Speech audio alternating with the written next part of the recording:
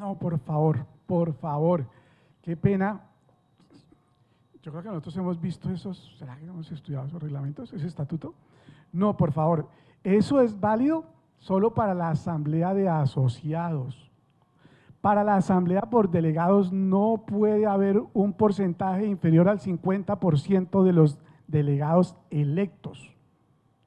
Si lo dice así, por favor, no lo tomen en cuenta, va contra el 1481, ¿sí? Pero no, perfecto. Sí, señor. O sea, lo que dice el decreto ley 1481 en la asamblea de asociados es que puede iniciarse a la hora con la mitad más uno y que si no está la mitad más uno se espera la hora y que se puede iniciar con más del 10%, o por lo menos el 10%, a asamblea de asociados. Asamblea de delegados, dice el 1481, clarito, el quórum en la asamblea de delegados será únicamente mínimo la presencia del 50% de los delegados electos. Luego, si nuestro estatuto tiene esa construcción, qué pena, pero tenemos que revisarla o tienen que ajustarla, ¿sí? Si tiene esa confusión. Sí, señor, por favor. Bueno, entonces, esas son las decisiones más sencillas, mínimo el voto favorable de la mitad más uno. Ahora, otras decisiones necesitan un voto más calificado. Contribución obligatoria. Vamos a… Sí, una cuota extraordinaria, vamos a crear un fondo mutual que cada uno para solidaridad de 1.000 pesos, etcétera, de una contribución no retornable, etcétera. O reforma de estatutos, voto favorable de por lo menos el 70% de los presentes en la sala, de los presentes. Convocamos a 100 delegados, vinieron 50 delegados, justo a la mitad. Entonces, si vamos a votar contribución o reforma de estatutos, se requiere el 70% de los 50 que están en la sala, ¿sí? 35. Listo, segunda forma de tomar decisiones en la asamblea. Tercera, las más calificadas, las que tienen que ver con la vida futura del fondo de empleados, fusión, incorporación, transformación, excisión, liquidación, esa es la vida jurídica. Se debe tomar mínimo con el voto favorable del 70% de los convocados, ya no de los presentes, sino de los convocados. Convocamos a 100, vinieron 50, vamos a fusionarnos con otro fondo de empleados. Así los 50 voten que sí, no se puede tomar esa decisión. Se requiere el 70% de los convocados, ¿sí? Entonces, ahora… En el quórum, algo muy importante, el quórum mínimo es para iniciar el 50% de los delegados, que durante el transcurso de la asamblea, cada vez que haya elecciones, se debe verificar el quórum. Por eso uno siempre deja, quinto punto, entonces aprobado el orden del día por unanimidad, 50 a favor y 0, no solamente basta decir por unanimidad, sino que hay que dar el número de votos a favor y 0 en contra, si es por unanimidad. Esa es una forma de ir controlando, que empezamos con 50 delegados. ¿Qué puede pasar en el transcurso de las 4 horas de la asamblea? Que a la hora sean 60 o que después del refrigerio sean 40, ¿sí? Etcétera. Entonces, el quórum es válido y pueden retirarse delegados siempre y cuando afecte el quórum mínimo indicado para iniciar la asamblea. Es decir, siempre y cuando no permanezcan por lo menos el 50% de los convocados, ¿sí? O sea, si hay más, se pueden retirar, pero hasta ese límite. Si se baja de ese límite, no hay quórum para seguir deliberando. Se suspenderá o tendrá que convocarse a otra. No. Perfecto, no se invalida, la asamblea se termina en ese punto y es válida, porque se tomó con quórum válido. Lo que no se puede es tomar decisiones hacia el futuro. Entonces, por ejemplo, podrá seguir solamente a nivel informativo, pero no tomar decisiones, tendrá que convocarse otro. Por ejemplo, si fue después del refrigerio que se fueron, entonces el último punto es elección del revisor fiscal. y ya no hay quórum, tendrá que convocarse a otra asamblea para elegir el revisor fiscal o para los puntos que faltaron por votar. ¿Sí? Eso en términos a bajar el número de convocatoria. Había otra pregunta, doctora, por favor.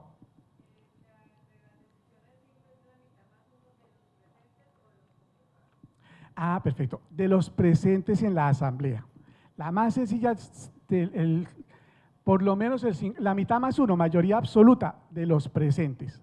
La segunda, también 70% de los presentes. Y la tercera, sí, de los convocados.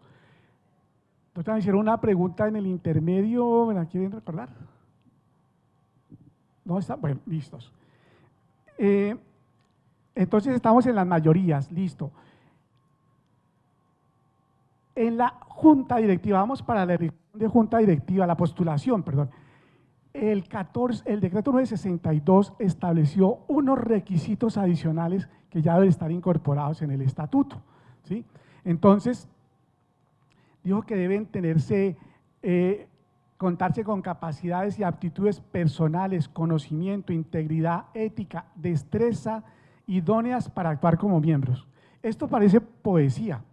Por favor, repito, contarse con capacidades y aptitudes personales, conocimiento, integridad, ética, destrezas idóneas, etc. Si uno deja eso en un estatuto, ¿yo cómo demuestro que soy ético? ¿Sí? ¿Cómo demuestro que tengo las capacidades? Entonces, en el estatuto tiene que traducirse en algo como sustancial, en algo positivo. Por ejemplo, la ética. Pues, ¿cómo demuestro que soy honesto? Sí, es el ejemplo que nosotros colocamos y en algunos estatutos está. Debe aportarse el certificado de antecedentes judiciales. Esa es una forma que yo le demuestro, no me está buscando la policía, por lo menos. Y tampoco en la Contraloría y en la Procuraduría y en la Personería, etcétera. Digo, mire, tampoco le debo al fisco, ¿sí? Etcétera. Entonces, esos son certificados tangibles para demostrar lo que nos están solicitando. Entonces, esa parte está ahí. Acreditar experiencia suficiente para desarrollar la actividad, tener conocimientos apropiados, responsabilidades. Entonces decimos, bueno, por lo menos se ha estado en talleres, en cursos previos que están certificados. ¿Sí? Acreditar experiencia, acreditar no haber sido sancionado disciplinariamente en una entidad de economía solidaria con anterioridad cuando la super intervino esa entidad. Entonces ya dice, yo estaba en una cooperativa y la super, yo era el gerente y la super lo intervino. Ya quedó inhabilitado para participar de otras juntas directivas.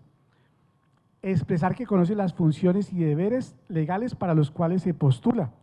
Conozco las funciones y responsabilidades del Comité de Control Social o del Comité de Apelaciones o de la Junta Directiva, etc. Los requisitos deben acreditarse antes de la asamblea, ¿cierto? El comité verifica lo que habíamos comentado, verifica inclusive del mismo Comité de Control Social. Entonces, si se va a hacer reelegir, pues pasa como cuando uno solicita un crédito siendo miembro de Junta Directiva y lo aprueba la Junta Directiva. Pues el interesado se declara impedido para deliberar. Así entonces verificarán los otros integrantes del comité o se llamará a un suplente para que él revise los documentos de uno de los integrantes del Comité de Control Social. Pero es el Comité de Control Social.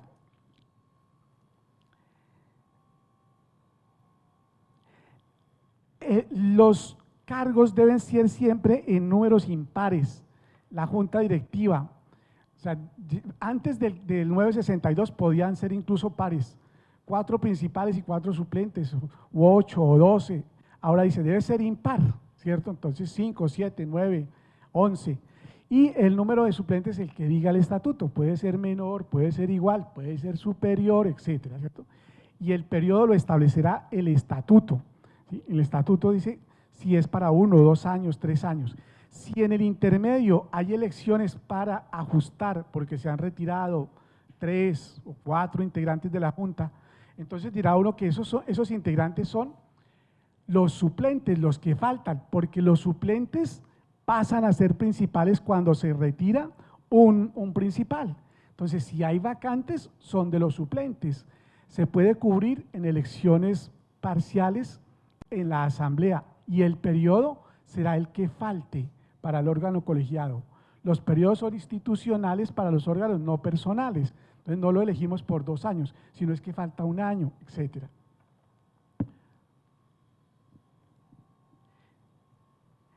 Ya en la asamblea, las funciones de la asamblea: determinar las directrices generales del fondo, de los que tienen que ver con los principios, con los derechos, con las características, con el estatuto, modificar el estatuto de características generales, con la durabilidad de los asociados. La reforma del estatuto en algo que, por ejemplo, es el vínculo de asociación. Aquí me acordé de una pregunta. Vínculo de asociación. ¿Qué dice el 1481? Que el vínculo de asociación estará dado por los quienes le presten servicios personalmente a una o varias empresas. Entonces, una o varias empresas, independiente de su forma de contratación.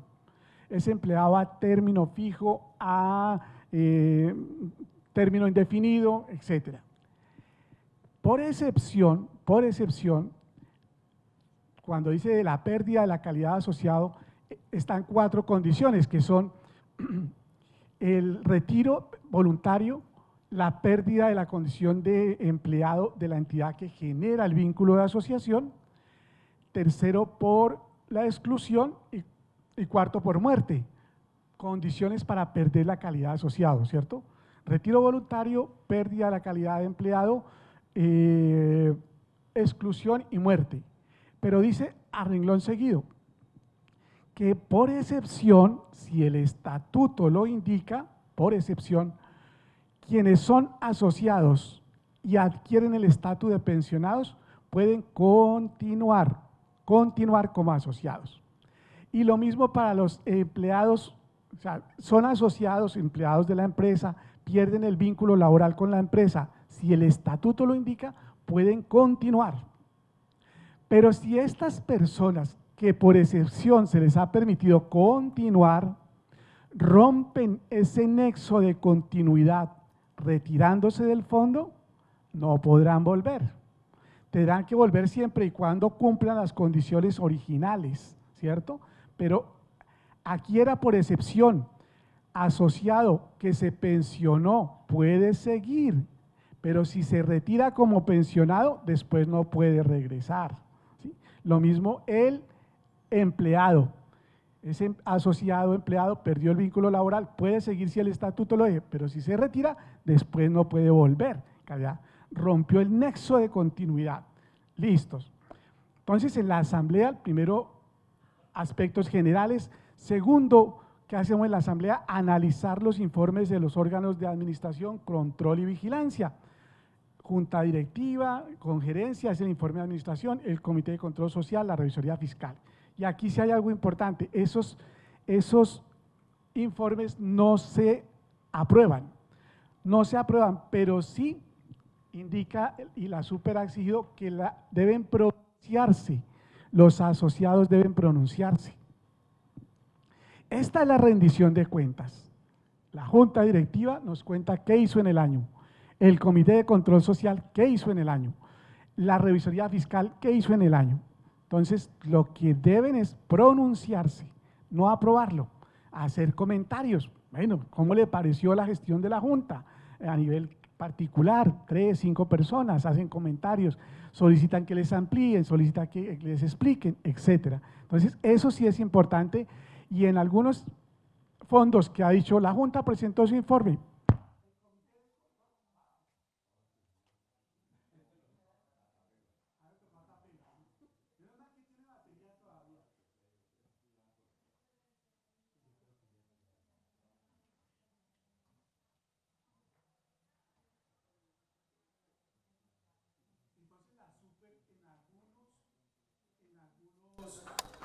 Fondos de empleados que han dicho, la Junta Directiva presentó su informe, el Comité de Control presentó su informe, el Revisor Fiscal presentó su dictamen, y no se comenta nada les han dicho, es un deber pronunciarse. No aprueben, sino pronuncien. Lo mínimo que puede pasar es que se diga, vea, los felicito, que está bien, que esa gestión siga por ahí. Es lo mínimo. Pero de pronto hay otros aspectos que se pueden aclarar o tocar. Eso incluye los estados contables. Habla, no sé, del informe de Junta Directiva, Comité de Control Social, o sea, el de la Administración, el de Comité de Control Social y el de la Comisión. Y el decreto de que sea, porque lo que es el punto de considerar, aprobar o improbar los estados financieros, ese sí requiere aprobación, ese sí requiere o no aprobación. ¿Sí? Uno puede considerar que hay un error, mire, o se corrige con ese error, o es algo que es estructural, no lo aprobamos hasta que se corrija, tendrá que convocarse a una asamblea extraordinaria para aprobar.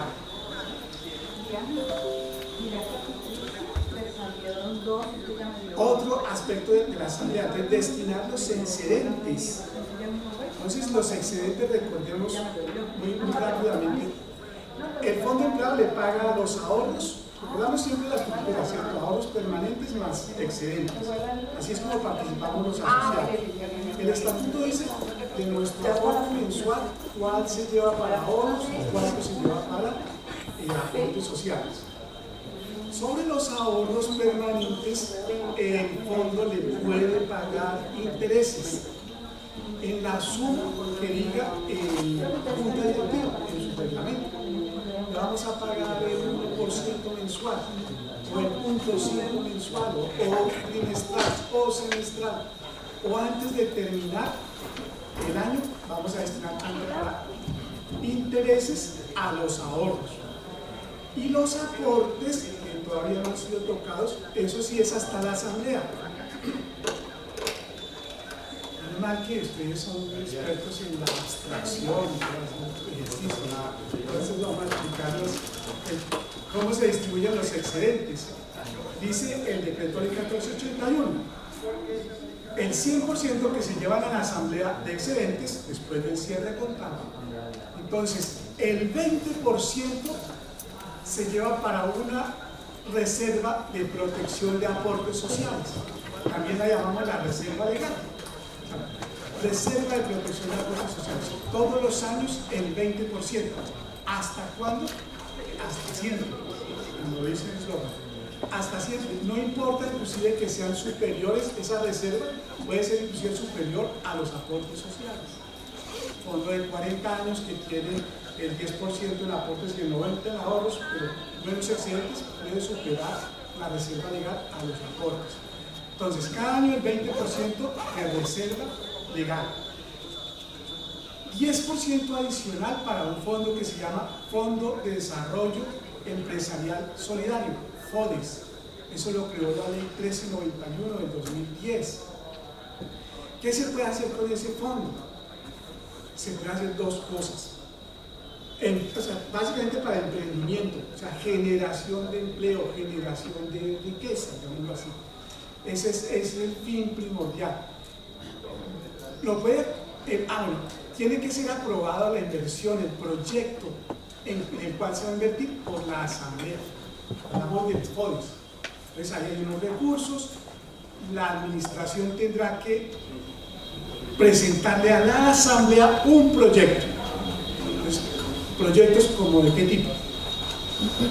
Que el fondo genere una unidad de emprendimiento. Entonces, si el fondo, por ejemplo, en otro lado, es el dueño de las 30 fotocopiadoras que hay en la universidad. Entonces, y ese es un centro de costo del fondo, un centro de costo. Entonces, son actividades con tercero, ese emprendimiento, se está generando un empleo, unos ingresos. Los ingresos, como es actividades con terceros, son ingresos no operacionales, van al patrimonio, a un fondo que se llama Fondo de Destinación Específica, cuando son terceros y son informalmente a través de un centro de costos del fondo de empleados. Ahí el fondo tiene las fotocopiadoras y los ingresos. Ahora, el fondo también puede hacer otro tipo de actividad, que es destinar esos recursos a una SAS, ser el accionista único de una sociedad por acción simplificada y, por ejemplo, desarrolla otras actividades comerciales, industriales. Entonces, esos ingresos sí tienen otra connotación diferente.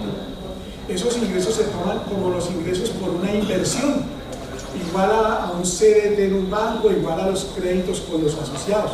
Sí llegan al ingreso y se distribuyen como se distribuye todo el ingreso. Pero bueno, que el fondo dice, no, yo no quiero meterme en esos cuentos. Entonces también podemos hacer emprendimiento desde los asociados o la familia de los asociados. Y se puede hacer emprendimiento entonces generando capacitación para emprendimiento o generando capital semilla. ¿Qué es el capital semilla? Es un crédito condonable si se cumplen unas condiciones que se establecen, que cree 3 empleos, que tenga más de un año en la Cámara de Comercio, que sea formal, etcétera, etcétera. Entonces se puede condonar un crédito inicial. O también para crédito de emprendimiento. Entonces, un crédito de emprendimiento vamos a destinarlo del FODES para crédito de emprendimiento, que es a una tasa bastante modesta, etc. Entonces, eso se puede hacer con el FODES. ¿Quién lo tiene que aprobar? La Asamblea, y lo reglamenta la Junta Directiva. Bien, estamos en distribución de excedentes. 20% reserva de protección de aportes, 10% de FODES.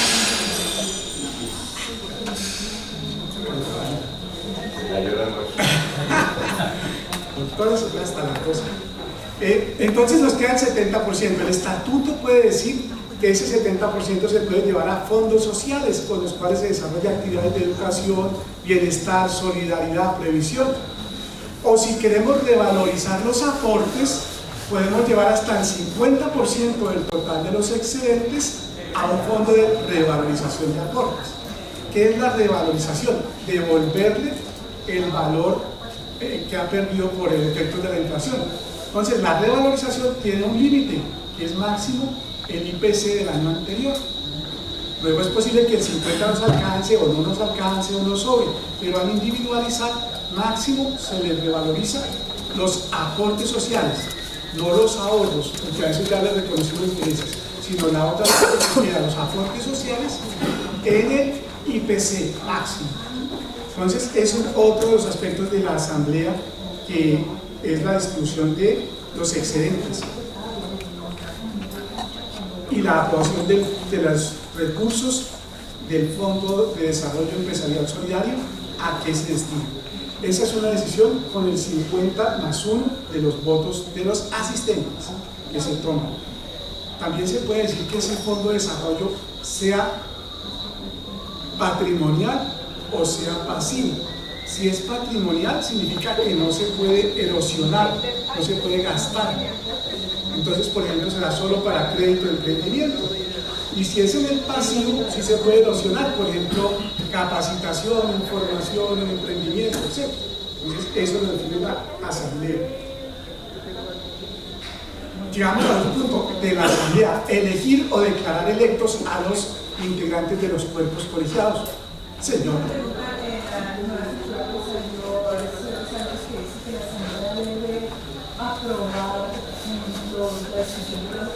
Una carta compromiso de del año siguiente. Ah, sí, señora. Ese es del 344. Entonces está la carta compromiso. La carta compromiso. Sí, esta será la segunda, creo, la segunda. Sí, para mejorar el indicador de solidez. Sí, exacto. Entonces se comprometió desde el año pasado, tendrá que estar también en el orden del día y ser aprobado por la Asamblea, que va a llevar una parte de los excedentes a fortalecer el patrimonio, ¿cierto? Entonces, a reserva patrimonial, digamos así. Entonces, eso también está en el orden del día. O sea que esos excedentes tienen 70% que puede ser para el para el año. Sí, señora, pero si está la carta de compromiso, entonces también tiene que votarse la carta de compromiso. O sea, vamos a llevar el 10% o el 20% adicional a patrimonio del 70%. Se vota la del 2020 porque la del 2020. Ah, sí, señora, claro. ¿Cómo queda? Sí, señora. Y la propuesta para el 2020. Exactamente, y se toman en la asamblea, y quedan en acta, y enviarse a la super. Bueno, Pregunta. sí señor. Me parece que ya no va a tocar usted el 972 otra vez. Pero Sí, señor. tengo una pregunta acerca de eso. Por ejemplo, el parágrafo 1 del artículo 2, ¿cierto? De el 962 establece algo que el Comité de Control Social puede verificar las cosas, pero en ningún momento de ese decreto aparece la certificación. Es decir, nosotros podemos hablar lo que dije antes, constitucionalmente creo que estamos amparados de creer en la buena fe de las gentes antes de demostrar lo contrario, y ahí en el decreto no establece qué tipo de verificación hay que hacer. Entonces no creo, es decir, en mi concepto, no necesariamente es una certificación escrita para poder actuar eso. ¿Sí? Ese es mi concepto respecto a ese parágrafo, porque no dice la manera como debe ser verificada, dice verificada únicamente. Uno, y la otra cosa que es que usted dijo en la primera parte, me gustaría conocer sus puntos de vista, es que este decreto 962 le quitó espacio al Código de Buen Gobierno. Yo quería saber cuáles fueron esos puntos para que sencillamente nosotros lo tengamos en cuenta, cómo debemos reformar el Código de Buen Gobierno. Gracias, esas son todas mis preguntas. Perfecto, perfecto. Entonces en la primera, si ahí en el espacio donde dice que el Comité de Control Social verificará, ¿sí? Listo. Más adelante, si revisamos por favor el decreto 962, hay requisitos para la Junta Directiva, hay requisitos para el Comité de Control Social, hay requisitos para la gerencia y para la revisoría fiscal. Y ahí dice, certificar, ¿sí? No puedo verlo a tica, proyectarlo, pero por favor léalo, dice certificar, por ejemplo, acreditar experiencia en el órgano del que vamos a postular, acreditar experiencia. ¿Sí? Significa que yo tengo que ser miembro del Comité de Control Social, de Junta Directiva. Hay otros... Perdón, pero en ese aspecto, por ejemplo, nosotros tenemos una historicidad respecto a cada una de las personas. Si las personas sencillamente demuestran que han estado por muchos años aquí en nuestro fondo y está toda su hoja de vida, ¿qué necesidad tenemos de exigirle algo más? Basta con el estudio que el Comité de Control Social haga sobre ese expediente de cada uno de los individuos. Estoy de acuerdo con usted. Si obra el expediente donde indica que ha sido miembro de Junta Directiva, que ha tomado tantos cursos, pues ahí está la certificación, no le vamos a pedir más. Pero si no obra el expediente, sí la certificación. Es un sí condicional importante, gracias. Perfecto. Y lo segundo era lo de los puntos del 962. Entonces, ¿en qué ocurrió, digamos, qué debía tener el Código de Buen Gobierno? Pues Código de Buen Gobierno, o sea, instrucciones sobre el gobierno. O sea, instrucciones sobre qué?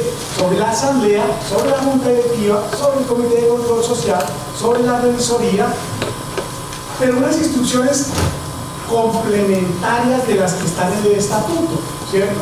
Por ejemplo, en el estatuto dice se elegirá el revisor fiscal por mayoría absoluta, y en el Código de Buen Gobierno podríamos decir, para que se elija el revisor fiscal, se requerirá que se presenten a la asamblea 3 postulaciones de empresas, no podrán ser personas naturales, etcétera, etcétera.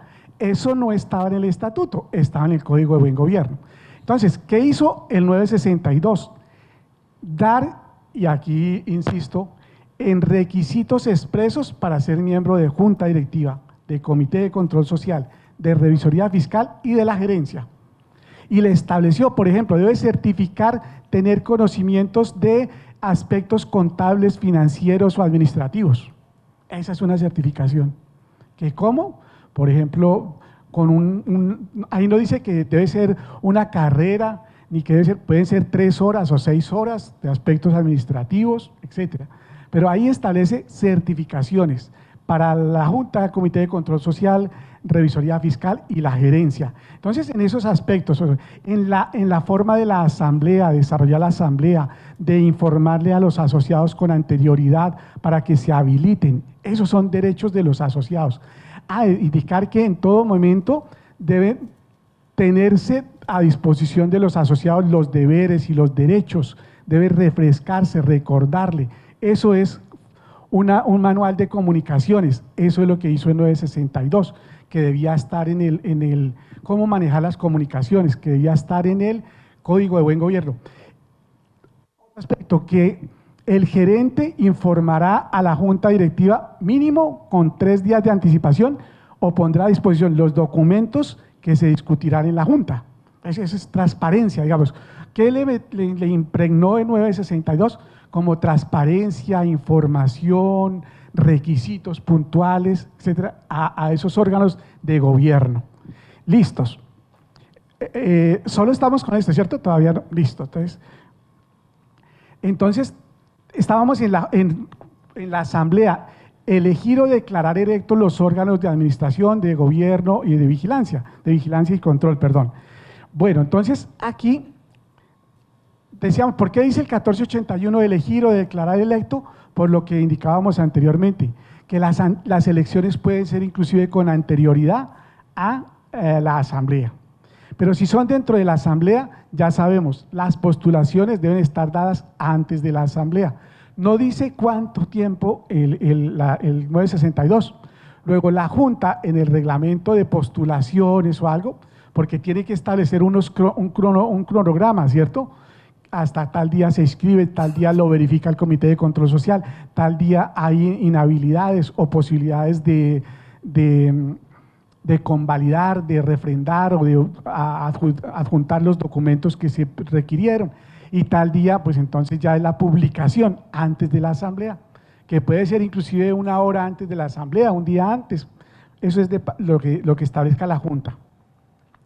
Entonces, vamos a los sistemas de elección de los cuerpos colegiados. El más conocido, tal vez a nivel cuando los fondos son grandes, es el de listas o planchas, ¿cierto? En ese de listas o planchas, recordemos que se utiliza siguiendo el procedimiento que indica el Código de Comercio.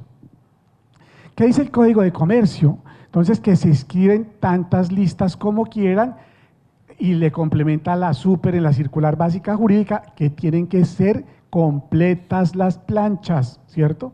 Y si no, entonces ustedes no recuerdan una palabra por allá, la operación avispa, ¿cierto? Solo una plancha con 1, con 3, etcétera. No, las planchas deben ser completas, si no, no se aceptan. Como dice el estatuto, tantos cargos, 5 principales y 3 suplentes, 8. Las planchas deben tener 8. Bueno, se va a votación, se toma entonces el cociente, que se dividen los números de los votos presentados en el número de cargos. Bueno, una aclaración entonces. Cuando la elección es, el órgano tiene diferente número de principales y de suplentes, las elecciones son independientes. No puede haber elección en el mismo de principales y suplentes, son independientes. Bueno, vamos para la junta principal, entonces se dividen los postulados, los votos entre los números de integrantes. Por ejemplo, 75 votos entre 5, entonces da 25, ¿cierto? Sí. Bueno, pero ahí el ejemplo que tenemos era diferente por los cocientes. Digamos que es 25.8, 25 punto algo, un poco más. Entonces se inicia dividiendo en la plancha que más tomó votos por el cociente y el resultado de números enteros será el número de curules a esa plancha. Entonces, primero la plancha que más tuvo votos, la que le siguió en votos, la que le siguió en votos. Si hacen falta curules, porque solo los números enteros, entonces se acude al residuo, ¿sí? Entonces, la primera debió tener tantos más un residuo, la segunda tantos más un residuo, el mayor o los mayores residuos, entonces tomarán asiento. Entonces, de esta forma se respeta los derechos de las minorías. Inclusive es posible que por cociente no tenga una curul, pero sí por residuo. Entonces alcanzó el residuo más alto, esa curul. Y así se completa la junta directiva principal, después se postulan los suplentes y se toma igual, ¿sí? Por planchas. Ahora,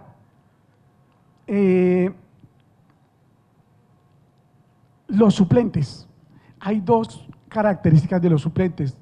Hay suplentes personales, pero aquí no aplica, por obvias razones. Aquí los suplentes son numéricos.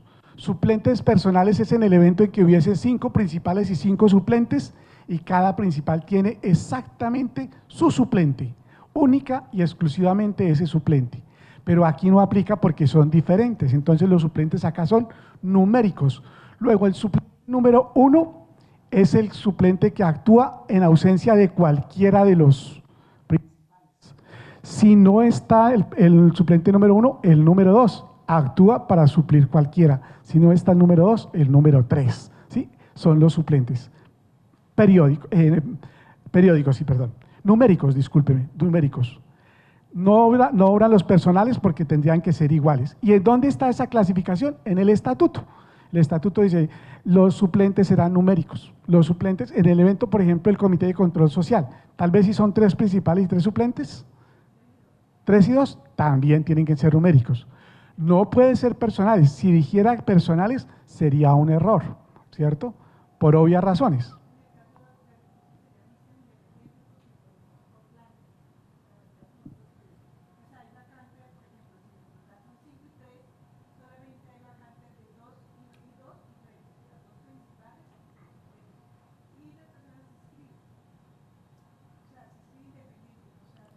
Entonces, exacto, vamos para el segundo. Hay otras 2 formas de votación. Postulación uninominal, un nombre. Entonces se postulan todos independientemente, todos los que quieran ser directivos. Y las personas votan, la asamblea vota por uno solo, escoge uno solo. Entonces los que más tengan votos serán los principales, los que le sigan en votos los suplentes. Si no se alcanza a llegar, se repetirá la elección. Porque imaginemos que el primero arrasó con todos los votos. Entonces tendrá que hacerse tantas elecciones hasta ocupar todas las curules, todos los 5 principales y los 3 suplentes, ¿cierto? Listo. Otro sistema de votación nominal. Nominal, se postulan independiente todos los que quieran. Y yo voto ahora es por una nómina. Entonces por 5, que son los principales. Pero ahí sí pueden salir los principales y suplentes, pero va a votar solo por los 5. Entonces, de los 20 que se postularon, cada uno en el tarjetón vota por el número 1, por el número 7, por el número 8, por el número 15, por el número 20. Entonces, voté por 5. Hay un conteo, hay una mezcla. Los que más tienen votos son los principales, los que le siguen en votos son los suplentes. Entonces, esos son los otros 2 sistemas de votación. Ya son independientes, cada uno aparte. Ya no tengo que tener 8 amigos o 7 amigos para postularme, ¿sí? Listos. Estamos en la asamblea, entonces, después de la elección, entonces también, igual hacemos con el Comité de Control Social, igual hacemos con el Comité de Apelaciones. El revisor fiscal sí tiene otra forma diferente de votar. Entonces, será por mayoría absoluta. ¿Qué es mayoría absoluta? El voto afirmativo de por lo menos la mitad más 1. Entonces, si se presentan varios, ¿recuerdan el ejemplo de los 100 del revisor fiscal? Si se presentan varios, solo ganará quien logre el voto favorable de la mitad más 1. Si en primera vuelta no se logra, habrá que ir a segunda vuelta, ¿sí? Pero tiene que ser la mitad más 1 por lo menos de los votos. Y se nombrará principal y suplente. Cuando se elige, por ejemplo, una firma de contadores, ellos generalmente postulan personas naturales, su principal y suplente, ¿cierto? Entonces ya lo traen. O es posible que el estatuto diga, no, será otra firma, bueno, etcétera. Entonces, como lo diga el estatuto. Bien, otro de los aspectos que puede tomar en decisión, entonces, la reforma de estatutos. Profesor, ilustrísimo.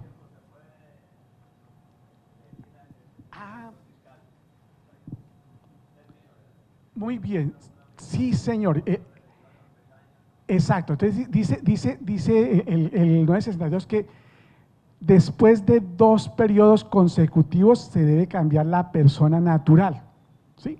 El revisor fiscal, por ejemplo, puede ser que a la misma firma la elijamos siempre, por decir algo, pero después de 2 periodos se le debe indicar que cambie su delegado, el delegado, la persona natural. ¿Sí? Ahora, para las juntas, para el Comité de Control Social, para eso, el periodo es el que indique el estatuto. La vigencia, la reelección, el que indique el estatuto. La norma no limita un número de elecciones. Lo único que sí limita es si después de 6 años, dice, alguien está en junta directiva, se quiere pasar a comité de control social, tiene que tomarse una decisión que es por lo menos descansar un periodo. Pero es después de 6 años. ¿Sí? Y si se quiere cambiar, si quiere seguir, puede seguir 20, 30 años en comité de control social o en junta directiva. Solo es que si a los 6 años quiere cambiar, entonces debe descansar. Eso sí debe estar en el estatuto. ¿Sí? Bueno, entonces reforma de estatutos, si hay… ¿Perdón?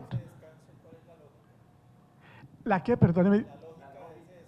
Ah, sí, que descanse. Bueno, digamos que es que yo pude tomar, por ejemplo, decisiones en junta que siguen en un estatuto, en un reglamento, y después voy a comité de control social a controlar. E imagino, pues no tengo exactamente, pero esa es la norma, digámoslo así, y no explica la lógica, ¿sí?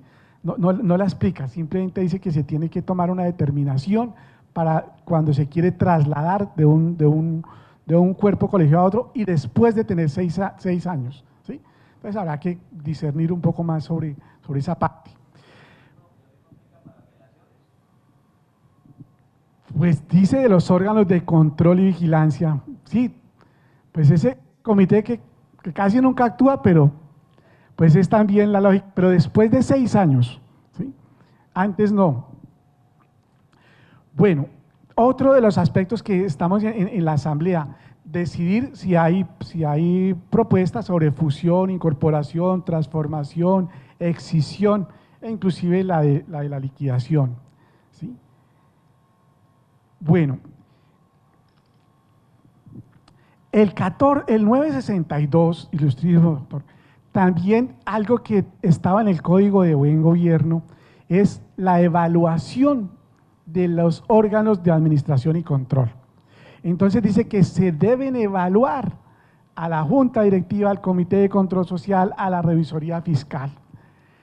Y aquí, bueno, entonces el 962 nos metió en algo que no nos aclaró todo, sino nos deja un poco ahí sí como a la interpretación.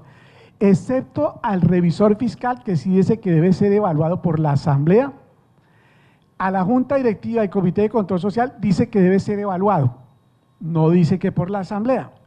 Intuimos entonces que en primera instancia debe ser por la asamblea, ¿cierto? Que es quien lo nominó, que es quien lo nombró, que es su superior. Entonces, podría ser por la asamblea, pero también no hay nada que impida que digamos que pueda ser por los asociados, ¿sí? Puede ser entonces. Uno diría que es más práctico de pronto por la asamblea. ¿Por qué? Porque los delegados han asistido a la asamblea, les ha llegado información, tienen conocimiento un poco más técnico que los asociados. Los asociados pueden tener percepción de cómo les ha ido, cómo están los servicios, pero un poco los delegados están más cerca del tránsito, digamos así, de la Junta Directiva, el Comité de Control Social, la Revisoría Fiscal. Por favor, profesor.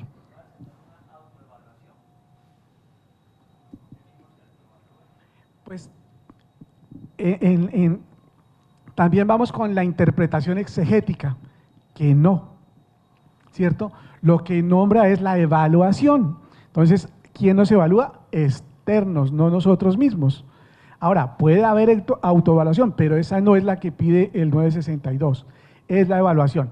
Luego debe también entonces, aquí hay varios aspectos, debe tenerse una herramienta y dice que debe ser periódica. Entonces debemos definir cuál es la periodicidad. Uno diría que por lo menos cada año, ¿cierto? Y la herramienta, bueno, entonces uno debe definir para qué evalúa, ¿sí? Si es para castigar o es con fines pedagógicos. Por ejemplo, ¿cómo está nuestra junta en términos de de condiciones blandas, ¿cierto? Cómo está en liderazgo, en toma de decisiones, cómo está en la asistencia, cómo está en aspectos como la metodología, bueno, todas esas capacidades blandas que deben tener los directivos, aspectos como gerenciales.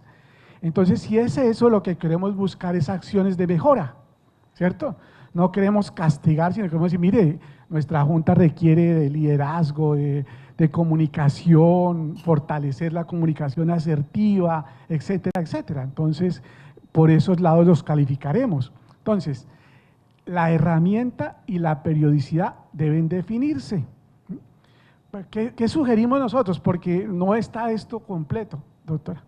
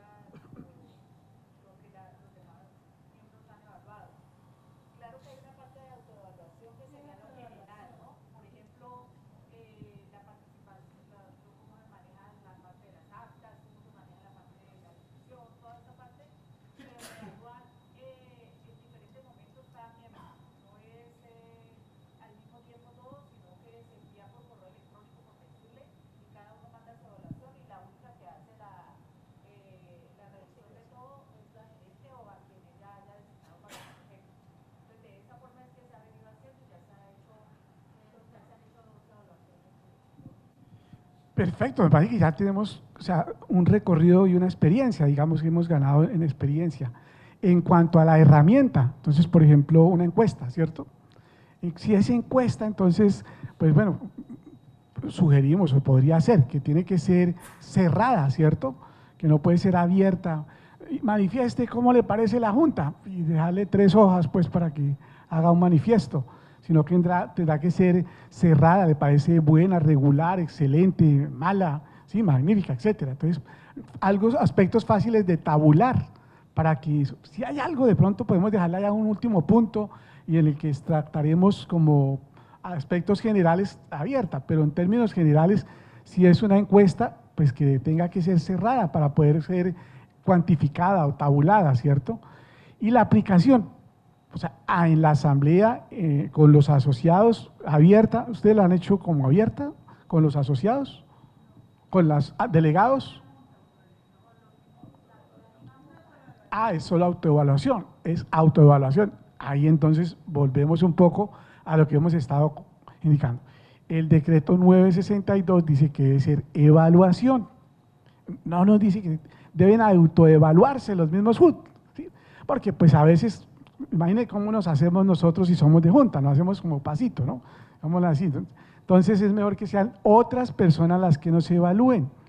Por ejemplo, los delegados, la asamblea, o los asociados, pero a veces los asociados 1000 o 2000, etcétera, no le paran mucho bolas a la página, etcétera, no hay algo que sea coercitivo, mientras que, por ejemplo, en la asamblea, un instrumento, una encuesta pequeñita antes de la elección o al comienzo, que se entregue, etcétera, puede ser más práctica, digámoslo así. Y hay que diseñar una encuesta sencilla, digamos, no tan compleja, no más de 10 preguntas, por lo menos, ¿sí? Entonces, y sería entonces Junta Directiva, Comité de Control Social, Revisoría Fiscal. La revisoría fiscal sí dice que es obligatorio por la asamblea. La evaluación, entonces, bueno, tendrá que ser tal vez posterior al informe, ¿sí? Anterior tal vez a la elección. Bueno, hay que revisar todos esos aspectos que nos indica entonces la norma.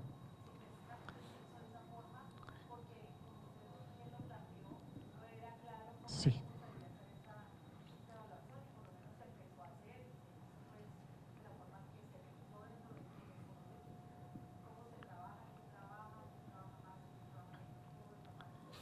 Exacto, sí. Entonces, eso está bien, pero digamos que hay que ir enderezando a que sea no autoevaluación, sino evaluación. Ilustrísimo, profesor.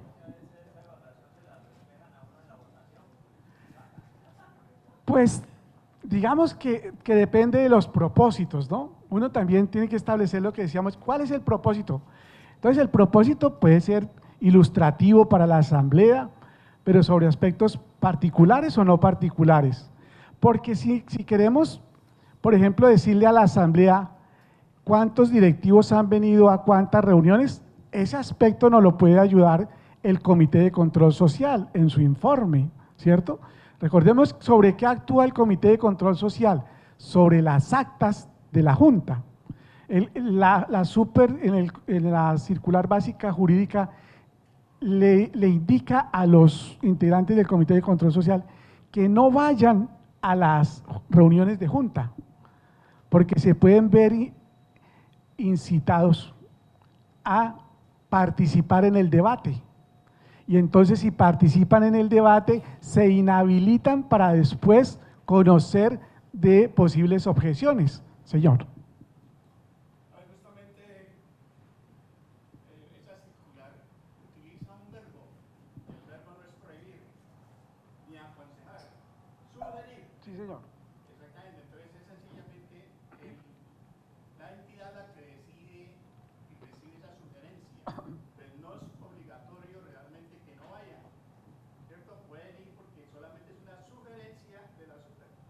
Perfecto. Yo no he indicado que obliga o que es un deber, sino que indica y les da orientación. Sí, es sugerir.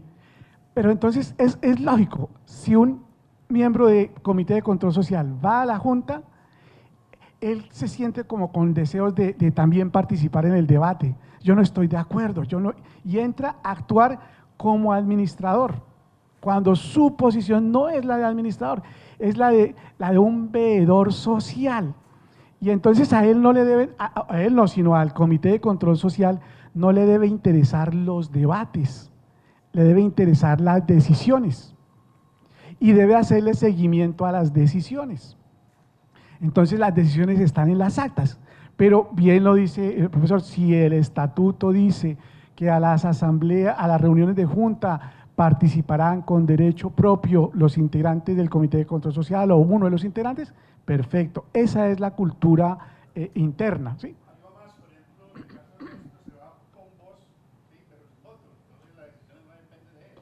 Uno, dos, el reglamento, interesante, el reglamento de funcionamiento de la Junta Directiva tiene un artículo donde si hay una persona como la que usted está pensando, sí, que se esfuerza por imponer sus puntos de vista o hacer cualquier cosa que interrumpa una buena marcha de la asamblea, nuestro artículo sencillamente dice que por mayoría esa persona puede ser, pero que los argumentos de la persona pueden ser desestimados de una por todas y entonces así se evita ese problema. Sí, perfecto, perfecto. Lo que yo me refería es que esa persona que ha deliberado, que ha participado, después en el Comité de Control Social puede conocer, digamos que objeciones sobre la toma que ha hecho la Junta, ¿cierto? Entonces, denuncias, digámoslo así, y estaría un poquito inhabilitado, un poco no, sino digamos, depende del grado o de lo que se haya discutido, podría inhabilitarse, porque manifestó oposición allá, aunque no votó, estamos de acuerdo, no votó, listos. Recordemos que el Comité de Control Social, entonces estábamos en el Comité de Control Social, en su informe le indica a la Asamblea si el Fondo de Empleados y las directivas se han apegado en su actuar al estatuto, al reglamento y a las leyes. O sea, de pronto el Comité de Control Social tiene que tener una visión casi que más amplia que los integrantes de la Junta, ¿cierto? Está dando un concepto que sus orientaciones han sido tomadas, sus deliberaciones, de acuerdo a la Junta, al estatuto, a la norma, a los reglamentos. También debe indicar si el Fondo de Empleados ha cumplido con su objeto social. Esta es una pregunta macro. ¿El Fondo de Empleados ha cumplido con su objeto social? Entonces recordemos para el artículo 4º, 5º, ¿para qué creamos el Fondo de Empleados? Objeto social, para ayudar a los asociados en la transformación de su nivel de vida, puede ser algo. Y entonces, no es la percepción de los tres amigos del Fondo de Empleados que decir, oiga, a ver, ¿qué opinamos? Si la Junta Directiva sí ha cumplido con el objeto social o no. ¿qué dice usted? No, eso sería subjetivo. Tiene que ser objetivo. ¿Cómo hago yo para verificar que el comité de control social, perdón, que la Junta ha cumplido con el objeto social? Preguntarle a la base, preguntarle a los asociados. Entonces, ¿cómo? Bueno, herramientas. Por decir algo la más sencilla, encuesta. Entonces le pregunto a los asociados, ¿cómo le parece la atención en el fondo de empleados? ¿Cómo le parece la tasa de interés? ¿Cómo le parecen las tasas de ahorro? ¿Cómo le parece el servicio social, el servicio, no sé, de recreación, de auxilios, etcétera? Entonces, ahí sí hay algo objetivo. El 47% dijo que solo ha utilizado el crédito de solidaridad una vez, el 27% dijo esto, el 97% dijo que le parece buena, el 2% que le parece mala, el 1% la atención, etcétera. Entonces ya hay aspectos objetivos que son que le preguntamos a los asociados y no lo que creemos los 3 integrantes del Comité de Control Social. Ahora, también otro aspecto que el Comité de Control Social rinde en su informe es el de los aspectos disciplinarios en el fondo de empleados. Disciplinarios, y entonces recordemos aquí el aspecto de la disciplina dado en términos de cuántas llamados de atención, cuántas suspensiones de derecho, cuántas suspensiones de servicios y de derechos o cuántas exclusiones. Y en las exclusiones, cuando se vayan a desarrollar, entonces allá habla la circular básica jurídica que tienen que desarrollarse con base en el artículo 29 de la Constitución, que es el debido proceso.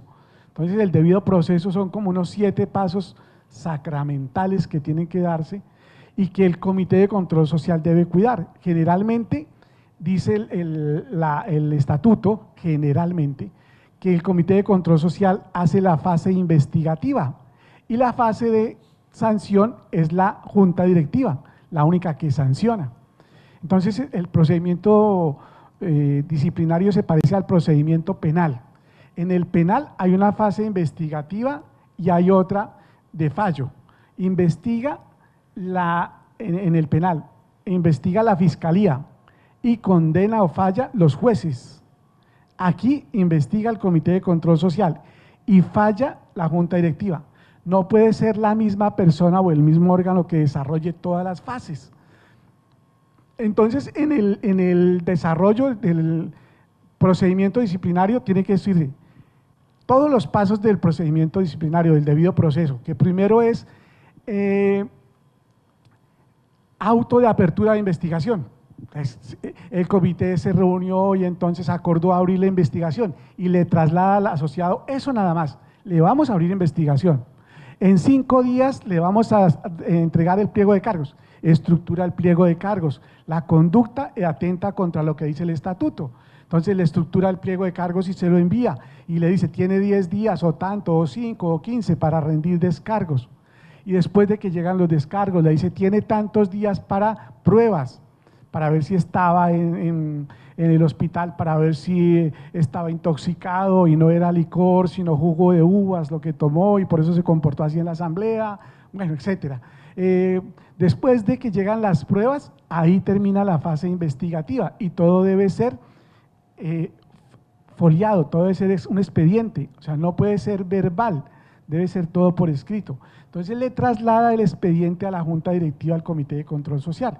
Y la Junta Directiva estudia el expediente, no va a repetir, no va a llamar a la persona que venga y aquí nos haga una exposición de descargos, porque cuando se permite eso, entra en juego la subjetividad, ¿cierto? O sea, uno saca sus dotes histriónicos de actor, de actriz, y entonces puede establecer cómo ha sido su comportamiento, y puede hacer llorar al jurado, digámoslo así. Entonces todo escrito es mejor, ahí no es difícil los sentimientos que se perfilen. Entonces la Junta estudia el expediente y falla, por ejemplo, lo excluye. Al excluirlo entonces le indica que le asisten 2 recursos, el recurso de reposición dentro de los tantos días, ¿ante quién? Ante la misma que profirió el fallo, ante la misma Junta Directiva. La Junta ratifica, entonces le asiste el otro recurso que es el de apelación. Ya decíamos antes que ante quién se apela, ante el superior de quien profirió el fallo. La Junta profirió el fallo. En principio se debe apelar ante la Asamblea, pero la Asamblea, pues ya sabemos, ¿cierto?, que es difícil convocarla, etcétera. Entonces, en el estatuto generalmente le ha cedido esa facultad a un tribunal, que lo llamamos el Comité de Apelaciones, ¿cierto? Entonces se apelará ante el Comité de Apelaciones y lo que el comité diga es caso cerrado, cosa juzgada. O sea, ahí termina el proceso. El comité simplemente evaluará también lo mismo. Él no va a llamar a la persona, venga, que es que no confío en lo que dice acá, venga a rendir versión. No, señor. Simplemente estudia el expediente, si se cumplieron los pasos, si se respetaron cada uno de los tiempos y si está bien estructurada la acusación contra el estatuto y que dijo no hay pruebas suficientes para exculparlos, digamos, o bajar la sanción. Entonces sanciona, simplemente verifica eso y simplemente aprueba o desaprueba. Es posible que digan, no se cumplió con el primer paso, no hubo auto de apertura de investigación, se cae el proceso, se debe volver a repetir. O todo está bien hecho, perfecto, se confirma la sanción de exclusión. Entonces, de esa manera se toma en cuenta eso. Bueno, entonces después de la asamblea, ya hemos terminado todos los pasos de la asamblea. Después de la asamblea hay otros aspectos protocolarios, que es tenerlos, bueno, voy a referirme un poquitico al informe de gestión. El informe de gestión que debe rendir la administración debe cumplir unos pasos que también están indicados en el Código de Comercio. Es decir, debe indicar cuál es el estado del arte, qué hicimos durante el año, pero también cuál es la previsión en el próximo futuro inmediato de la entidad.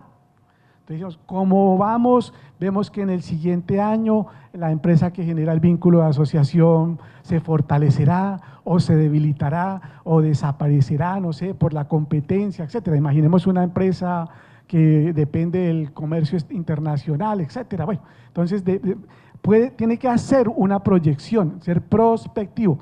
Retrospectivo, ¿qué hicimos y cómo vemos? ¿Sí? Prospectivo, ¿cómo vemos el futuro inmediato? O sea, el siguiente año. También dentro del informe de gestión debe indicarse, o sea, cuáles fueron las transacciones con los directivos a nivel general. No vamos a hablar a nivel particular, que a Rodrigo Quintero se le dio un crédito por 50 millones, etc. No, con la Junta se desarrollaron actividades de crédito, 11 créditos por la suma de 950 millones, todos bajo el requisito que establecía el reglamento, todos fueron aprobados por la instancia y todos están siendo recuperados en forma ordinaria, normal. Entonces, aspectos generales, nunca particular, porque la particular sí atenta contra el habeas data, que es la particularidad de que todo lo que tenga que ver con finanzas, con economía, debe ser tratado con reserva desde el Fondo de Empleados. Bueno, también debe indicar cuáles acciones hay a favor y en contra a nivel judicial, debe decir el informe de gestión. Entonces, recibimos 2 demandas, una laboral, otra nosotros hemos demandado a tantos asociados eran hipotecarios y estaban en mora, entonces tuvimos que recurrir a los abogados nos han dado mensualmente un informe, se ha recuperado tanta cartera, etcétera, etcétera. Entonces, esos son los pasos mínimos que debe tener también hablar sobre la propiedad intelectual, o sea, sobre el software que se tiene, que no es licenciado, que se respeta la licencia, que se ha comprado, etcétera, cómo manejan toda esa parte. Esos son los aspectos mínimos que debe contener el informe de gestión.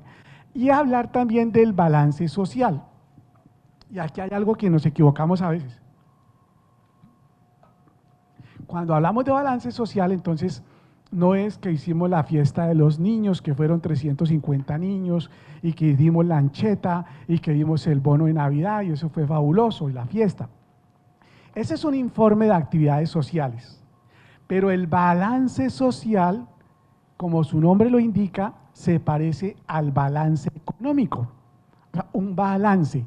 Entonces, ¿cuál es la estructura del balance económico? Que ustedes me podrán enseñar mejor.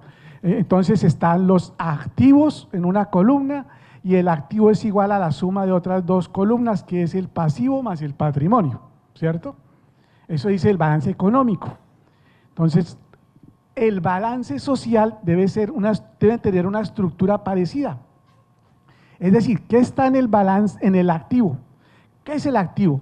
Lo que aparentemente es de nosotros, sobre lo que trabajamos. Por ejemplo, nosotros tenemos un activo que es, por ejemplo, una casa y un vehículo. Ese es nuestro activo, pero no quiere decir que sea propiedad exclusiva permanente de nosotros, porque todavía no lo hemos pagado, lo estamos pagando. Entonces, nuestro activo, por ejemplo, es un apartamento de 250 millones. Y en ese activo, en el pasivo, está 150 millones, que es lo que le debo al banco. Y en el patrimonio están 100 millones que he pagado. O sea, en realidad mío son 100 millones, pero lo otro es como aparentemente mío. Entonces, vamos a lo social. Sobre lo que trabajamos, sobre el activo, lo que tenemos son las necesidades de los asociados, que tal vez el Comité de Control Social o la Junta Directiva, etcétera, debió tener en la planeación estratégica con base en una encuesta, por decir algo.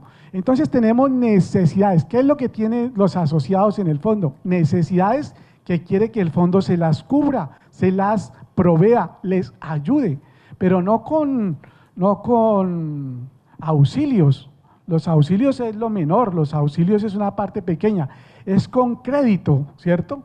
Entonces, con crédito tenemos tantas necesidades de crédito de vivienda. El 73% tiene vivienda. Entonces, tenemos necesidades del 27% de vivienda. El 18% tiene vehículo. Tenemos necesidades del 80 y tanto por ciento de vehículo. El tanto por ciento no ha salido a disfrutar vacaciones fuera de la ciudad hace 3 años. Tenemos tantas necesidades de vacaciones, tantas necesidades de salud, tantas necesidades, etcétera. Entonces, eso es el material que tiene el fondo para trabajar y con sus créditos ayudarle a los asociados. Entonces, en el activo están esas necesidades. Sobre lo que sacamos pecho, sobre lo que es propio de nosotros, es lo que hicimos en el año. Entonces dimos tantos créditos de vivienda, tantos créditos de vehículo, tantos, y eso va afectando. De los 80% que no tienen vehículo, dimos 23% de créditos de vehículo, luego disminuimos, ¿cierto? Ya no son 80, sino 57. Entonces, 80 en el activo, 23 en el pasivo, en el patrimonio, dimos 23 créditos, y en el pasivo social, recuerdan el pasivo social, la deuda social, lo que nos falta hacer todavía. Entonces, la diferencia está en el pasivo social, la deuda social, que al otro año ese pasivo se convertirá en activo. O sea, todavía nos falta por trabajar eso. Seguimos trabajando y el otro año presentaremos el balance. Entonces, ese es el balance social, que es diferente al muy importante informe social. El informe social fideliza, es lo que nos caracteriza, es lo que enamora a los asociados del fondo, es supremamente importante, pero lo que queremos decir es que no es el balance social. Señor. Gracias. ¿Cuál es el mejor instrumento o mecanismo para determinar el diagnóstico social de un fondo de empleados? Perfecto, esa es la pregunta del millón. Pero diríamos nosotros que en la sana crítica lo mejor es lo que queda evidenciado. O sea, podemos utilizar varias herramientas, las llamadas, la percepción, los referidos, las opiniones, pero nuestro concepto son las encuestas, ¿sí? Es porque es la que nos dice, mire, el 27% no tiene vivienda, el 35% no tiene vehículo. Más que la percepción que nosotros podamos tener, es que aquí a la gente le falta vivienda, le falta vehículo, eso puede ser subjetivo. Entonces la encuesta sí nos dice, ¿sí? es que el 37% pidió crédito de educación o ha pedido el 90% o tanto. Entonces, evaluamos esos aspectos que transforman el nivel de vida del asociado: salud, educación, vivienda, movilidad, créditos, en qué invirtió los créditos, bueno, todos esos aspectos. ¿Cómo le parece el fondo de empleados? La atención en la oficina, la atención de las personas que son colaboradoras del fondo, la prontitud, el tiempo de respuesta. Entonces, lo más objetivo en nuestro criterio es la encuesta, ¿cierto? Por lo menos una vez al año encuesta, y la encuesta debe tener las mismas preguntas cada año. Si se las cambiamos, no podemos hacer seguimiento a los resultados, a la evaluación o a la evolución. Entonces, eso es muy importante para hacer el plan de desarrollo estratégico, que sirva como insumo, porque también es la pregunta de los asociados. ¿Recuerdan la democracia representativa, que hay un divorcio y nosotros ya somos los delegados y a veces no le preguntamos a los asociados? Entonces, nosotros creemos que las necesidades de todos los asociados son nuestras necesidades como delegados, y a veces podemos no estar, digamos, tan seguros, ¿cierto? Lo mejor es la encuesta, digamos, entre todos los asociados. Entonces, es un buen instrumento. Ilustrísimo. Entonces, después de la asamblea, ¿qué queda? Por favor, ya nos quedan 5 minutos, 10 minutos.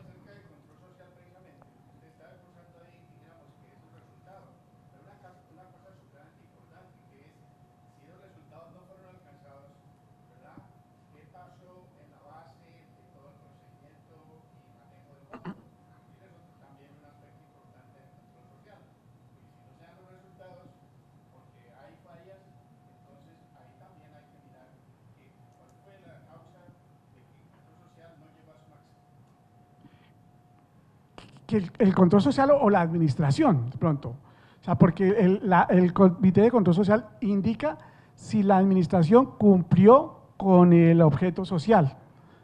Vamos a decir algo: hay un fondo de empleados que tiene 12.000 millones de pesos en un banco, ¿sí? Y entonces uno dice, de los 25.000 millones tiene 12.000 millones en un banco. Uno dice, ese fondo de empleados no está cumpliendo el objeto social, que es darle crédito a los asociados. Tal vez hicieron un buen negocio con el banco para tener una tasa de interés, etcétera, pero uno dice, no está cumpliendo, ¿sí? Si tuvieran el 80% en crédito, etcétera, uno dice, sí está cumpliendo con su objeto social, etcétera. Entonces, es más la administración la que tiene que cumplir con el objeto social. Bueno, terminada la asamblea, entonces hay una serie de aspectos que tiene que recoger la gerencia, básicamente, que es el acta, estructurar el acta, verificar de la comisión de verificación y aprobación del acta. Entonces, el acta se firmará por el presidente, por el secretario de la asamblea y también por los miembros de la comisión de verificación y aprobación del acta, ¿sí? Toda una serie de documentos anteriores, la elección de delegados, el acta de la elección de delegados, la publicación del Comité de Control Social de los asociados inhábiles que participaron en la elección de delegados, y, o sea, la publicación firmada y una certificación de esa publicación. O sea, entonces, también certifico que la certificación fue publicada 3 días después de la reunión de junta y estuvo ahí por 15 días o estuvo hasta el día de la asamblea o se va a permanecer. Entonces, certifico eso. Todos esos documentos. La parte contable, porque hay una rendición de cuentas financiero y hay otro de control de legalidad. Entonces, es posible que vaya en la misma acta lo financiero que le presentamos a la asamblea con lo de control de legalidad. Todos esos documentos, hay unos que se llevan a la Cámara de Comercio. A veces pensamos que el acta se debe llevar a la Cámara de Comercio per se, pero el acta no se registra. Lo que se registra son algo que llamamos los actos sujetos de registro. ¿Y cuáles son los actos sujetos de registro? Exacto. El nombramiento de junta directiva, la reforma de estatutos y el nombramiento de revisor fiscal. Esos son los 3 únicos actos sujetos a registro. Luego, si por ejemplo esta es una asamblea de Mitaca, que no hay elecciones, esa acta no se lleva, ni tampoco reforma de estatutos. esa acta no se lleva a la Cámara de Comercio. Esa acta va derecho a la super, a control de legalidad. Lo que se lleva y se registra son los actos sujetos de registro. Hay 4, 3 de asamblea y 1 de junta. De asamblea, nombramiento de asamblea, nombramiento de comité de control, de revisor fiscal, perdón, y reforma de estatutos. Y de junta directiva, el nombramiento del gerente. Esos son únicamente los 4 actos que se suscriben, que se registran en la Cámara. Ahora, lo de las impugnaciones, volvemos entonces a la pregunta que teníamos entre el tintero. El cambio del objeto social es una reforma de estatuto, ¿sí? El nombre, el cambio, todo lo que implica reforma de estatuto, entonces va a la Cámara, ¿sí? ¿Qué actos se pueden impugnar? ¿Qué se impugna? Volvemos a lo que decíamos. No se impugna la asamblea, se impugnan los actos de la asamblea. Entonces, por ejemplo, vamos a impugnar la elección de junta directiva porque uno de los integrantes no tiene los 3 años que dice el estatuto, ni tiene el certificado de tener las 20 horas en economía solidaria. Entonces, impugnamos en la elección de la asamblea, no toda la asamblea. Ahora, entonces son los actos, las decisiones, ¿sí?, que se impugnan, no toda la asamblea, excepto que haya sido por quórum. Empezó con menos de la mitad del quórum la asamblea de delegados. Eran 60 delegados y habían 20 a la hora en que se inició. No hay, ¿sí? Eso ya es otra cosa que es la nulidad de plano. Pero lo que impugnamos son los actos de la asamblea. ¿Y ante quién los impugnamos? Ante un juez civil municipal. Entonces no es ante la Supersolidaria, ni ante Analfe, ante un juez civil municipal. ¿Cuál es el documento de prueba para impugnar? El acta, como son los actos, el acta después de que salga de la Cámara de Comercio o que sea aprobada en la Cámara de Comercio. ¿Cuánto tiempo tenemos para impugnar? 2 meses después de registrar el acta. ¿Quién puede impugnar? 3 o 4 personas. Los administradores. Recuerda que una persona propuso que se bajara la tasa de interés del crédito de libre inversión y la asamblea dijo que era la máxima autoridad, aunque se lo advirtió el gerente, se lo advirtió la junta directiva, se lo advirtió el revisor fiscal. No, la asamblea dijo, no, ustedes aquí no nos vienen a imponer, nosotros somos la máxima autoridad, votamos la rebaja de interés al crédito de libre inversión. Listo. Esa es ya sabemos que es contra la ley. Entonces, ¿quiénes pueden impugnar esa decisión? Los administradores. ¿Quién? La junta directiva y la gerencia. Se lo advirtieron, se lo dijeron, pero no hicieron caso. El revisor fiscal también puede impugnar. Listo. Y los ausentes. Entonces, por ejemplo, un asociado que no estuvo en la asamblea puede impugnarlo, porque él evidenció en el acta que estaba mal el quórum de la toma de la aprobación de la reforma de estatutos, no fue el 70%, sino la mitad más 1. Y ahí a nadie se acordaba y aprobaron la reforma de estatutos con la mitad más 1, y un asociado que no vino pidió el acta y se dio cuenta, puede impugnar. Entonces, los administradores, el revisor fiscal, los ausentes y los disidentes. ¿Quiénes son los disidentes? Los que votaron en contra, ¿cierto? ¿Y cómo evidenciamos? O sea, no puede ser que la asamblea votó para la reforma de estatuto, eran 50 delegados y votaron 35 que sí y 15 que no. Y entonces yo voy a impugnar la reforma de estatutos. Y yo voy a decir, ¿en qué? ¿Como titular de qué derecho? ¿Como disidente?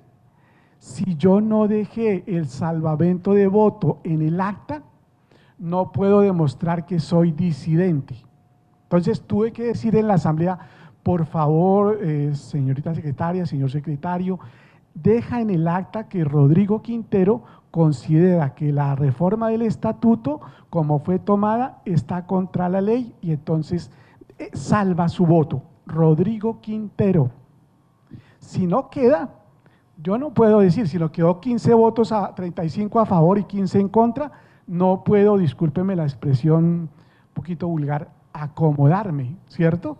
A que soy disidente. No, es que yo estuve entre los que votaron en contra. Demuéstreme. En derecho todo es con pruebas.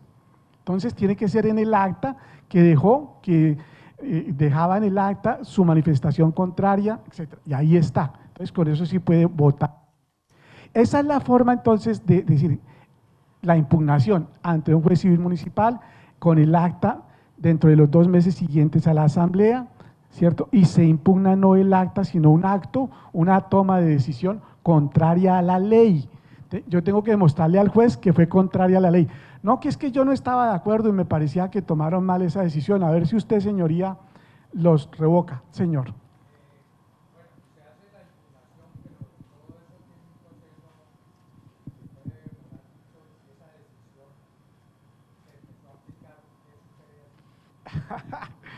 Esa era la parte que me faltaba decirles. ¿Cuánto se demora una impugnación? Por ahí 2 años más o menos en la toma de decisión, ¿sí? Entonces, ¿qué puede pasar?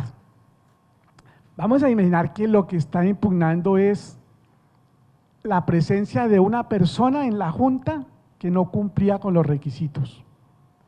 Y 2 años después el juez le da la razón a quien impugnó. Entonces, bueno, hay todo un problema que hay que buscarle solución, todo un problema a la toma de decisiones de esa junta, porque participó un asociado que estaba impugnado, digámoslo así. Entonces habrá que revisar acta por acta donde participó esa persona y votó esa persona, y hay que verificar si ese voto vició, digámoslo así. Si la decisión siempre se reunían los 5 y todas las decisiones son 5 a favor y 0 en contra, la presencia no vició.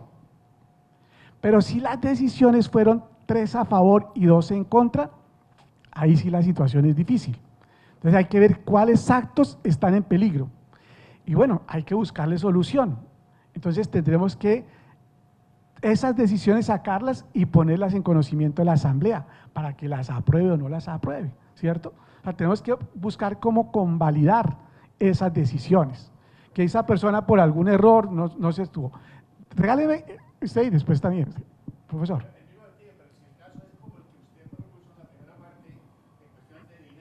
Sí, cierto.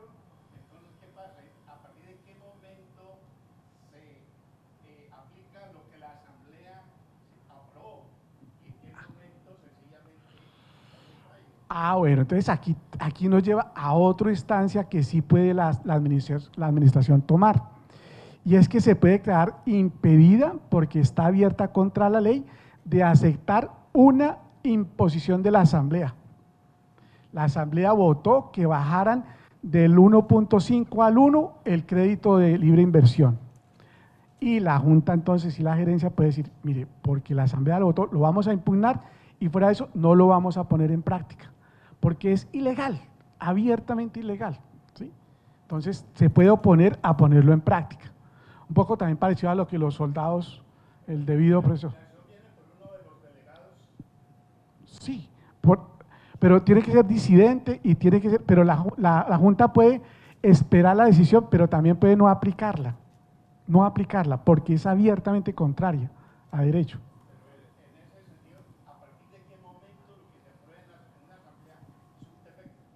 Digamos, en términos generales, depende si le está dando una orientación a la Junta o si son aspectos generales. Casi siempre son orientaciones a la Junta. Por ejemplo, ¿qué puede decir una asamblea? Mire, queremos que haya más programas de vivienda, mire, queremos que haya más programas de solidaridad, de vacaciones, etcétera. Todo eso son órdenes para la Junta, si queremos tomarlo así. Entonces la Junta lo traducirá en convenios o en reglamentos, etcétera. Pero en términos generales, es inmediato, ¿cierto? Tiene que decir que la Junta tiene que, en su primera reunión, no al otro día, en su primera reunión, tomar en cuenta las proposiciones o lo que la Asamblea dijo y pronunciarse, ¿sí? Si eran de sugerencia, pues pronunciarse. ¿Por qué no le baja los intereses? ¿Por qué no le sube el interés? Etcétera. Profesor.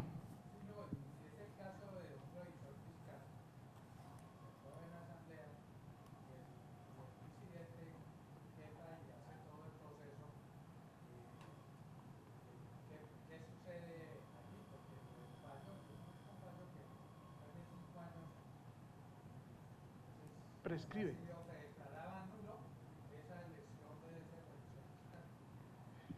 Sí, entonces ahí también, o sea, esos son problemas mayúsculos, digámoslo así. Entonces también hay que buscarle jurídicamente una solución. Ese es parecido al integrante de junta que tomó decisiones. Entonces ¿qué hizo el revisor fiscal en su periodo? ¿Sí? ¿Cuáles objeciones? ¿Advirtió o no advirtió de toma de decisiones peligrosas, etcétera? Para ver si incide el que se ha declarado, digamos, nula su elección o no incide en las tomas de decisiones. Él no se pronunció sobre la toma de decisiones, etcétera. Entonces, pues está bien, toca nombrar otro, ya ni modos, será que otra persona, entonces, bueno, el efecto será sobre los estados financieros que ellos certifican. Entonces tendrá que ser certificados posteriormente por el revisor fiscal que se elija posteriormente de acuerdo a la ley, y entonces se requerirá retransmitir a la super, pedir permiso. Ahí sí tiene unas consecuencias grandes en los estados financieros. Esas serían como las opciones. Y entonces estábamos en que se lleva después a la Cámara de Comercio los actos sujetos de registro. Si no hay actos o si no después de que salga de registro en la Cámara de Comercio, dentro de los 10 días se lleva a la super, y a la super se lleva para control de legalidad y para transmitir la información financiera. Es posible que la super no se pronuncie nunca, o es posible que al año, están diciendo a los 2 años, mire, díganos cómo se hizo la elección de no sé qué, se puede demorar hasta 3 años la super para hacer un control de legalidad. Entonces, de esta forma queríamos acercarlos, que es los compromisos, la visión de los delegados acercándose a la asamblea, y también por ese lado acercándose a ser integrantes de la junta directiva, del comité de control social, del comité de apelaciones. Si hay algo, por favor, con mucho gusto. Una última opinión, es acerca de algo que dijo usted atrás, ¿cierto? Vino a la mente justamente el artículo 10 de la ley 79, ¿cierto? En la cual dice que algo de los pensionados, usted dijo que los pensionados no podrían volver a regresar al fondo. Sí, señor. Resulta, si vemos nosotros ese artículo habla de pensionados y habla de vínculos, y el pensionado en ningún momento dejó de ser pensionado una vez es pensionado. No podemos hablar de vínculo y de pensionado a la vez. Perfecto. Y el estado de él sigue siendo pensionado. En mi criterio, él podría regresar otra vez.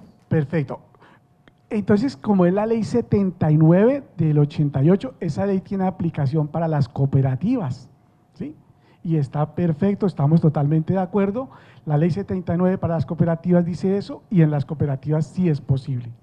El decreto ley 1481, en el artículo 19 tal vez, o algo así, exceptúa lo que hemos indicado, y entonces es diferente la aplicación de los fondos de empleados a los de las cooperativas.